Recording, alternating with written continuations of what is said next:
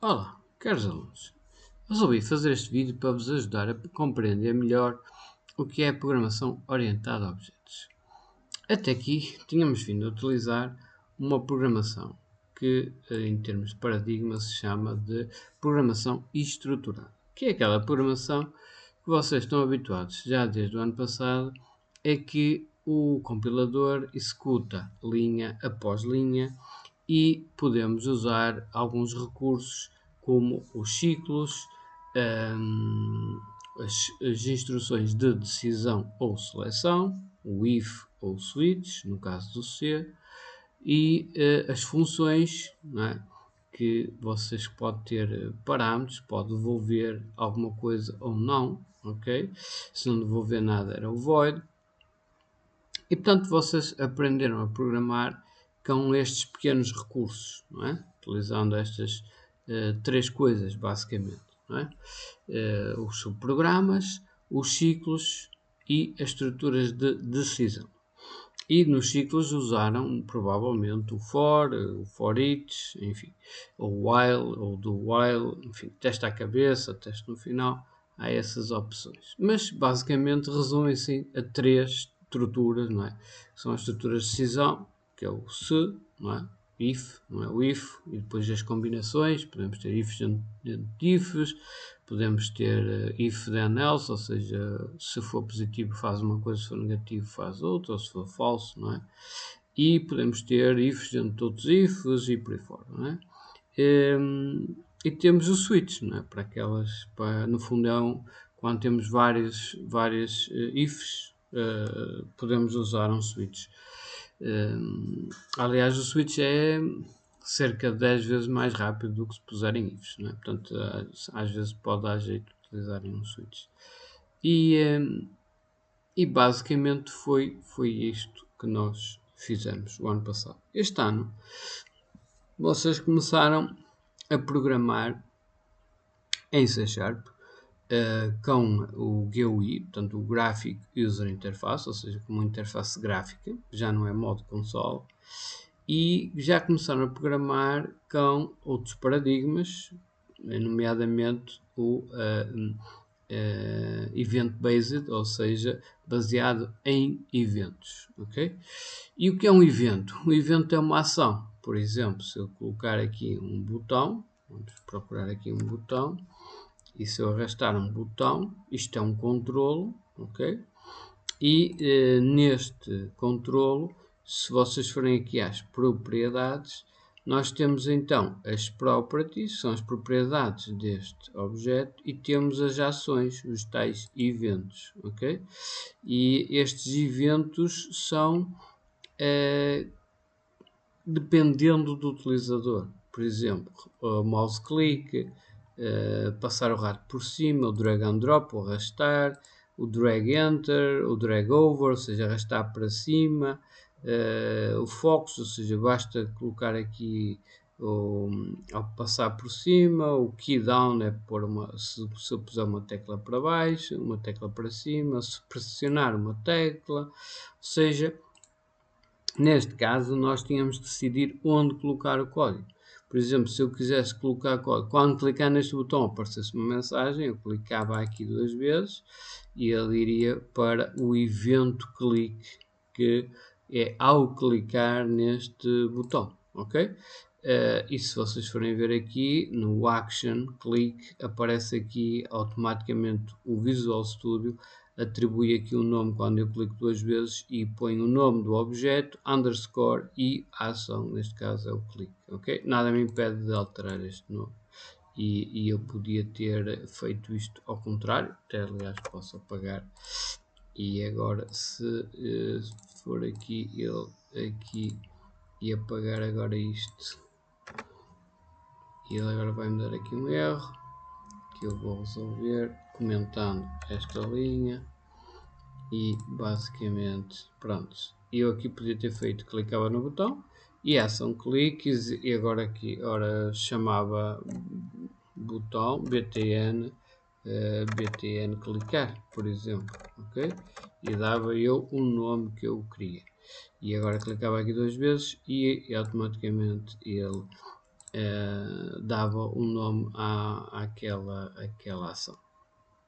E aqui, por exemplo, podia pôr messagebox.show, que é um método para chamar uma janelinha com uma mensagem. Existem 21 formas de utilizar. Vamos usar a mais simples, que é aquela que eu só tenho que escrever messagebox.show e depois colocar um texto tipo string. Olá mundo, por exemplo, olá mundo, e neste caso, sempre terminar as instruções com ponto e vírgula. Se eu clicar em Start, vou simular a minha aplicação e eu tinha aqui portanto, se eu clicar agora aqui, dá olá, olá mundo. Eu tinha aqui um código que está a mais aqui, que é o form loads, que não apaguei. Portanto, eu aqui tinha aqui no form loads, ao iniciar, tinha aqui uma coisa que ainda não chegamos lá. E pronto, basicamente, se arrancar a aplicação e clicar no botão, aparece então uma mensagem olá mundo, ok? E pronto, basicamente começamos este ano a programação baseada em eventos, ok? E eventos então é colocar o código associado a um evento que será o utilizador a definir, certo? E pronto, agora chegando a este ponto, temos que passar para um novo paradigma, o paradigma da programação orientada a objetos, ok? E neste paradigma as coisas mudam um bocadinho a forma de pensar em programação, está bem? E o que foi feito foi tentar olhar para o mundo real e transpor isto para a programação. E então, o que, como já vos tenho vindo a explicar, foi criada, portanto, no fundo, a POO, Programação Orientada a Objetos, baseia-se nos conceitos de classe e objeto, claro, que estão muito associados. E vocês perguntam, e o que é isso de classe, não é? Ora bem, isso,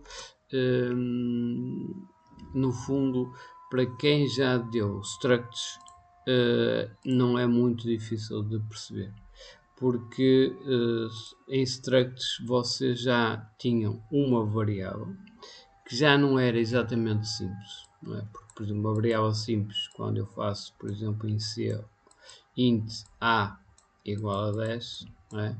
O que é que isto vai fazer? Vai à memória RAM do computador, né? Aqui a memória RAM, e vai alocar ou definir que esta casota da memória RAM se vai ficar reservada para esta variável A e vai colocar o valor 10 cá dentro, ok? 10 em binário, como é evidente, porque o compilador sabe que o int vai precisar, vamos supor que só precisa de 8 bits, no caso se calhar iria colocar 2 bytes, não é? 2 conjuntos de 8 bits para guardar o número inteiro, dependendo agora do tipo de int, se é o int 16, int 32, enfim, depende um bocado também da linguagem, terá que ser consultado na documentação para vermos, mas isso para nós podemos abstrair-nos disso porque é o trabalho do compilador saber quantas casotas é que vai reservar de 8 bits na memória RAM para aquela variável. Nós só dizemos que é a variável tipo int, se temos que saber que este int tem limitações, vai do número tantos até o número tantos, não é? Há limitações.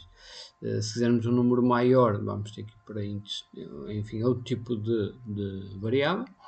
E ele vai reservar mais ou menos casotas aqui para a variável A, de maneira a caber o número todo, ok?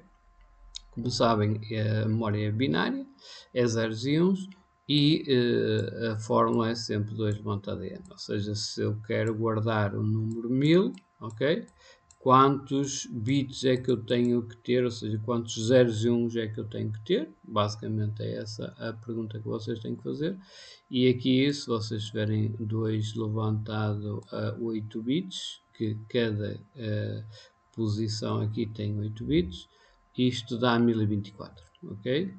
E a partir daí, vocês tiverem o número 1025 ou mesmo o 1024, porque é a partir do 0 até o 1023, Portanto, se tiverem aqui um número que passe isto, já terá que se guardar duas casotas de 8 bits, ok? E depois ele guarda, isto é o compilador que faz, mas ele guarda os 8 bits menos significativos, os 8 bits, guarda o número separado em dois, ok? E quando ele o lê, vai ler primeiro estes zeros e uns e depois junta aqueles zeros e uns, enfim, isto para nós que estamos a programar e que não estamos a fazer o C, nem estamos a fazer o C Sharp, nem outra linguagem qualquer, não temos que nos preocupar isso. Chama-se isto abstração, maravilha, não tenho que me preocupar com essa chatice de saber como é que vou guardar um número que não cabe numa dada casota e tem que se guardar duas casotas, pá.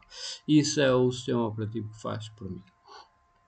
Ora bem, mas como o int, ok, se vocês fizerem na segunda linha a igual a 20, o que ele vai fazer é, como só cabe dentro de cada gaveta só cabe um valor, ele vai colocar aqui, ao colocar aqui 20, o 10 que estava lá desaparece por aí fora. Portanto, este modelo vocês já de certeza compreendem bem, mas depois começaram a precisar de coisas mais complexas. Né? Imaginem, olha, exercícios, olha, eu quero fazer a média dos alunos de uma turma que tem 28 alunos, não é? E, pá, então eu tinha que criar 28 variáveis, não é? Por exemplo, int aluno 1, aluno 2 e colocar a nota de cada aluno. Isto tinha que criar 28 variáveis. Chegaram à conclusão que isso que não era a melhor forma de o fazer, certo? E então foram evoluindo no vosso pensamento, evoluindo nas capacidades que a linguagem vos fornecia e usando os arrays, neste caso, outras ferramentas para comatar essas dificuldades. Mas, claro, os arrays também têm as suas limitações. O array, eu posso fazer um array, isso é muito porreiro, mas depois o array só me permite registrar dados do mesmo tipo, não é? Se eu posso querer realmente registrar as 28 notas, mas e como é que eu associo? Olha, o António teve 18, ou seja, eu guardo o 18, mas não associo ao nome, não é?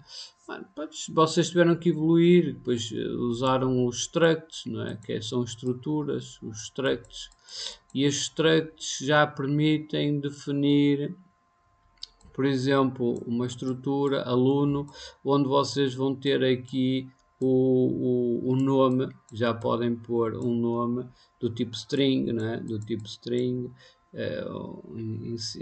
no caso do C Sharp, mas no caso do C seria o char asterisco, não é? Enfim, cada linguagem tem as suas especificidades. E aqui já podiam pôr o int e a nota, ok? Pronto, podiam pôr aqui guardar variáveis do mesmo tipo, ou aliás de tipos diferentes. Ou seja, estou aqui numa estrutura a guardar um nome, a associar um nome a uma nota, e o nome é de tipo string, ok? E a nota é de tipo inteiro, ok? E então eu já podia fazer até um array deste struct, e em cada posição do meu array, né? Em cada posição do meu array, eu já vou ter variáveis complexas. Ou seja, aqui cada posição do array, a posição 0, a posição 1, por aí fora, eu aqui vou ter duas, vou ter aqui o nome e vou ter aqui a idade, para cada posição do array. Ou seja, foram complexificando o vosso raciocínio e tirando partido de todas as potencialidades que a linguagem vos oferecia até então. Mas com coisas mais complexas, não é? Jogos onde eu tenho carros, eu quero pôr 20 carros, alunos, e depois eu precisava de evoluir mais o meu pensamento. Porquê? Porque se eu tivesse que definir constructs os alunos e etc., havia uma coisa que falhava, não é? Porque, por exemplo, eu posso, com a programação orientada a objetos, para além de definir as propriedades, não é? Os campos, os fields, dependendo agora terminologia da programação, do paradigma de programação que estivemos a falar, mas as propriedades ou os campos do struct não permitem definir ações. Ou seja, eu posso definir com um struct o aluno e posso definir variáveis de tipos diferentes, por exemplo, o nome e a nota, mas, por exemplo, não posso definir uma ação daquele aluno, ok? Associada àquele aluno. Por exemplo, quando imagina que eu estou a fazer um jogo e eu coloco a pessoa, o aluno no jogo, e ele ficou lá com o nome e com a idade, mas eu, por exemplo, agora queria que ele andasse, não é? Ou falasse, ou uma ação qualquer. E isso o struct no C não permitia, enquanto, por exemplo, no C Sharp já permite. Mas, independentemente disso, foi necessário então criar uma variável mais complexa, uma variável que, para além de permitir registar as propriedades, permitisse também definir ações próprias daquele objeto. Ou seja, isso então surgiu a POO. Okay? A POO, a Programação Orientada a Objetos, é uma programação em que nós definimos o equivalente a um struct, ou seja, uma estrutura de dados complexa, só que aqui, enquanto no struct apenas definíamos as propriedades, aqui vamos definir as propriedades e as ações que aquele objeto vai fazer. E basicamente é esta a diferença. Claro que depois agora há umas outras características, o encapsulamento, a herança e por aí fora, que depois vamos falando, mas que são importantes também no caso da programação orientada a objetos. Mas, basicamente, então, uma classe pode ser vista em termos de diagrama desta forma, ou seja, eu tenho o nome da classe, por exemplo, pode ser aluno, ok? Uma classe chamada aluno, onde eu quero registar alunos, ok? E esses alunos vão ter determinadas propriedades, e eu aqui vou colocar aqui as propriedades que os alunos podem ter, sei lá, o nome, ok? E a idade, por exemplo, dependendo agora das necessidades da aplicação que eu vou fazer. Claro, posso precisar de outras coisas, se for, dependendo, não é? Posso precisar de outros da morada, se for para lhe enviar cartas, enfim, posso precisar de outras informações. Neste caso, vamos simplificar, vamos só pôr o nome e idade. Aqui podemos pôr os tipos, não é? Nome é string, a idade é inteiro, não é? Aqui podemos pôr aqui os tipos, string, e aqui a idade vai ser inteiro. E as ações, olha, o que é que este aluno vai fazer ou precisa de fazer na minha aplicação específica, não é? Se for um jogo, podia pôr a querer andar ou a dizer qualquer coisa, enfim. Neste caso, eu posso querer só, olha, mostra os dados, né? Posso fazer aqui mostra dados e ele vai mostrar o seu nome. Quando eu clicar nele ou outra coisa qualquer, ele pode mostrar o nome e a idade que tem, ok? Mas pode ser uma coisa mais complexa. E isto é o que? É um método, é uma função, ok? Mas que no paradigma do POO se chama método. Mas no fundo é uma função, é um método. Pode devolver alguma coisa, pode devolver void, isso é igual às funções, e pode ter ou não parâmetros, ok? E depois vamos ver mais tarde, inclusive até podia ter outro mostra-dados, duas funções iguais, mas com assinaturas diferentes, ok? Ou seja, os parâmetros aqui tinham que ser diferentes. Mostra dados e, por exemplo, podia-lhe mandar a opção 1, né, int i, e aqui mandava-lhe uma string, no, ok? Pronto, eu podia ter dois métodos iguais, porque eu posso querer, por exemplo, se for um jogo, quero pôr o aluno a andar 10 metros, não é? Ou então quero mandar o aluno a andar 10 segundos, não é? Então eu posso ter, se for lhe mandar andar em metros, ele anda em metros, se for em tempo, ele anda em tempo. E posso ter então métodos iguais, mas isto podemos deixar para, chama-se isto polimorfismo, mas podemos deixar isto para mais adiante. Então, neste caso, temos então aqui uma classe, classe aluno, não é? Com duas propriedades, dois campos, ok? Eu aqui estou a mostrar um bocado de conceitos, e campo e propriedade são diferentes em termos de POO, e temos aqui um método, ok? Ora bem, como é que se implementa isto no C Sharp? Ora, então passamos aqui para o C Sharp.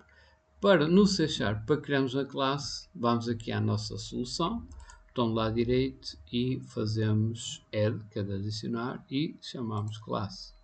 E agora tem aqui o classe, está ali o classe, claro que depois vamos aqui usar também, mas vamos usar outras coisas, diagrama de classes, mas para já não. E aqui ele dá aqui o nome do ficheiro classe2.cs, vamos lhe dar, por exemplo, aluno, ok? O nome da minha classe vai ser aluno.cs. O CS não podem tirar, está bem? Fazer adicionar. Ele vai criar aqui um novo ficheiro, aparece aqui no Solution Explorer, no explorador da solução. Vai aparecer aqui o aluno CS, está ali a minha classe, e ela aparece então logo a aparecer aqui o namespace. O namespace é o espaço de nomes, que é para o programa perceber.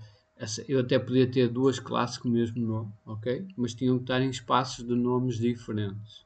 E isto é para saber se eu, quando chamar a classe aluno, de que namespace é que eu estou a chamar a classe aluno. Portanto, o namespace separa, digamos, posso ter várias classes com nomes parecidos, até iguais, mas o namespace serve para separar as classes. E qual é que eu estou a chamar? Estou a chamar a classe aluno no espaço de nomes tal ou tal, por aí fora. Mas, nesta fase, escusamos de ligar muito a isto, ao espaço de nomes. No entanto, desde o Form 1, vocês, o namespace tem que ser exatamente igual ao namespace da classe, senão não vai funcionar, como é evidente, ok? Pronto, então na classe aluno, e já estão aqui a ver como é que o C Sharp declara uma classe. A palavra-chave é classe e depois é o nome que eu quero dar à minha classe. A seguir, reparem, tem aqui a classe aluno, depois passado para código, é colocada então classe, que é a palavra-chave, para que o C Sharp perceba, e depois o nome, neste caso eu quero dar aluno, ok? Por convenção, o nome da classe começa com maiúsculo. Se fosse uma propriedade, é o camel case, mas no caso das classes, já utilizamos o Pascal case, ok?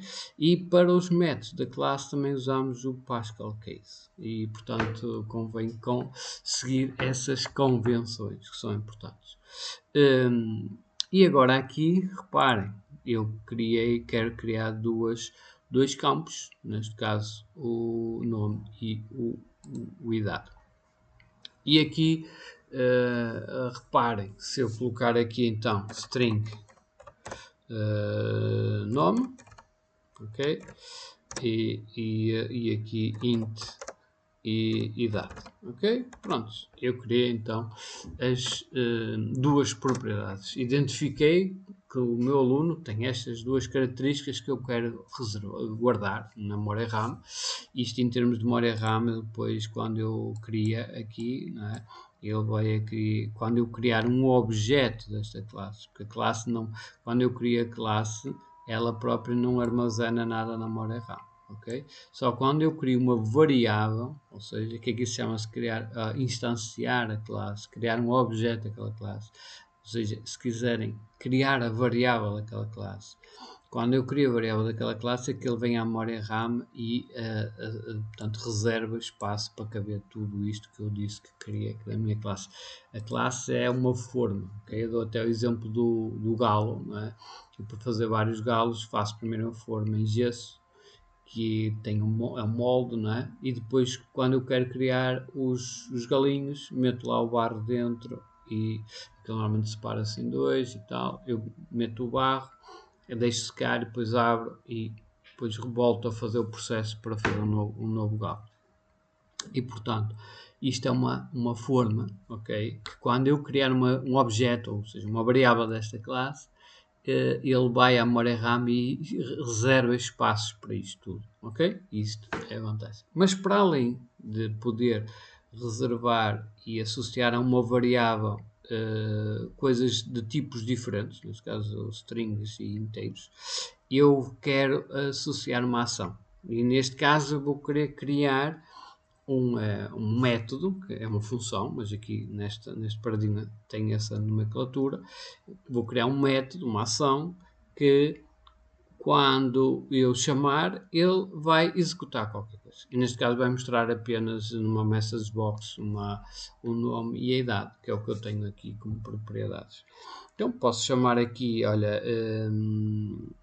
vamos chamar aqui mostra detalhe ou mostra aluno, enfim, posso fazer o que eu mostra aluno. Vamos pôr em Pascal Case, mostra aluno, e essa função vai fazer o que? Vai retornar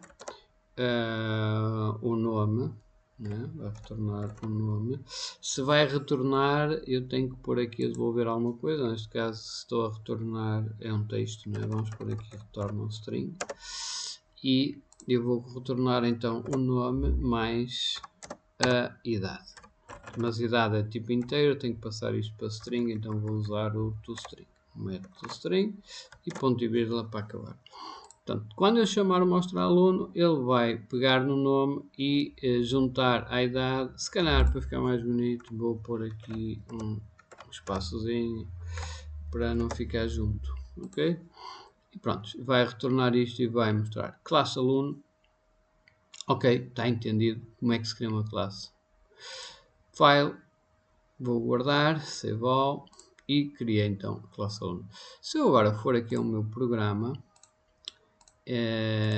e criar aqui um botão que, quando clicado, vai permitir criar um aluno. Por exemplo, para isso eu podia pôr até 2 caixas de texto para criar o aluno, não é? Mas vamos simplificar, vamos criar o aluno aqui no código. Portanto, se eu clicar aqui, e agora vou retirar o message box e vou querer então, quando clicar, eu vou querer instanciar um objeto da classe aluno, ou seja, criar uma variável, e é neste momento que ele vai à memória RAM e aloca, reserva espaço para o que vai precisar. E neste caso, como é que eu declaro um objeto? Primeiro, coloca-se o nome da classe, neste caso é aluno, ok, aluno. Depois, o nome que eu quero dar ao meu objeto, por exemplo, aluno 1, por exemplo, ou outra coisa qualquer, isto é a vossa escolha, igual. Depois, a palavra-chave new e outra vez o nome da classe, ok? E abrir e fechar parênteses e ponto e vírgula. E está criada a variável. Neste momento, ele foi à memória RAM e criou a variável aluno 1. E aqui, se eu fizer agora aluno 1, ponto, eu vou ter acesso às coisas que estão dentro. E reparem, eu não tenho acesso a nada, ok? E porquê? Porque se eu for aqui à minha classe, isto eu não coloquei aqui uma palavrinha que faz falta, ok? E que isto tem a ver com o encapsulamento. É que o encapsulamento é um palavrão, não é? No PO, mas define no fundo, é a capacidade que uma classe tem em proteger os seus membros. Ou seja, ele não vai permitir que alguém de fora consiga ver ou aceder ao nome nem à idade do aluno, a não ser que eu coloque aqui uma palavrinha-chave, que é o public, e a partir desse momento estas duas variáveis, ok, estas duas propriedades, e aqui eu estou-lhe a chamar já propriedades e não campos, porque elas estão acessíveis de fora. Ok? Se eu fizer File, Save, e se eu agora for aqui ao meu design, ao botão, e se eu clicar agora aluno ponto, reparem que agora já tenho acesso à idade e ao nome. Ok? Porque até ali não tinha. Mas a partir do momento que eu coloquei público, eu tenho acesso. Então eu posso dizer, olha, aluno.nome torna-se igual a Pedro, ok? E aluno1.idade torna-se igual a, sei lá, 20 ou 43, ok? E posso fazer isto. E portanto, neste momento, eu posso, por exemplo, agora chamar aluno 1. Mostrar detalhe não está aqui, não é? Porquê? Porquê que não está? Porque aqui, repare, eu também não, este método não está público, então vou torná-lo público, ok? Público, mostra aluno. E agora, se eu guardar isto, com save, e agora for aqui ao botãozinho, se eu fizer agora aqui aluno 1 ponto, já mostra aqui, mostra aluno, ok? E isto é importante. Então, eu aqui posso, por exemplo, querer pôr isto numa message box, messagebox.show, abrir parênteses e chamar aqui o mostrar aluno, ponto e vírgula. Se eu executar isto, eu clico aqui e cá está, Pedro e o espaçozinho 43, ok? E reparem, eu estou aqui a usar, criei uma classe, criei uma variável daquela classe, instanciei um objeto, que chama-se objeto, criei um objeto daquela classe, ele foi à memória RAM, alocou o espaço para guardar, então eu coloquei no nome, no espaço do nome Pedro e no espaço da idade 43, e depois mandei um aluno para uma message box e chamei o método mostra alunos, que me vai devolver, reparem, o mostra aluno devolve o nome, o espaço e a idade, ok? Mas eu tive que meter aqui public, certo?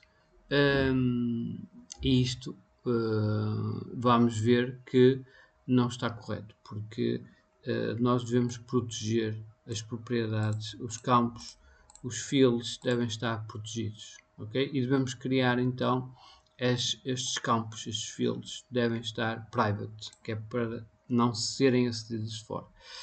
E depois criar aqui propriedades públicas, por isso aqui é propriedade, quando é público é propriedade, que podem e vão aceitar valores e colocar em nome e vão aceitar, e depois quando pedes o nome ele vai buscar o valor. Portanto, nós vamos arranjar, se quiserem, vamos supor que vocês são um pai, não é?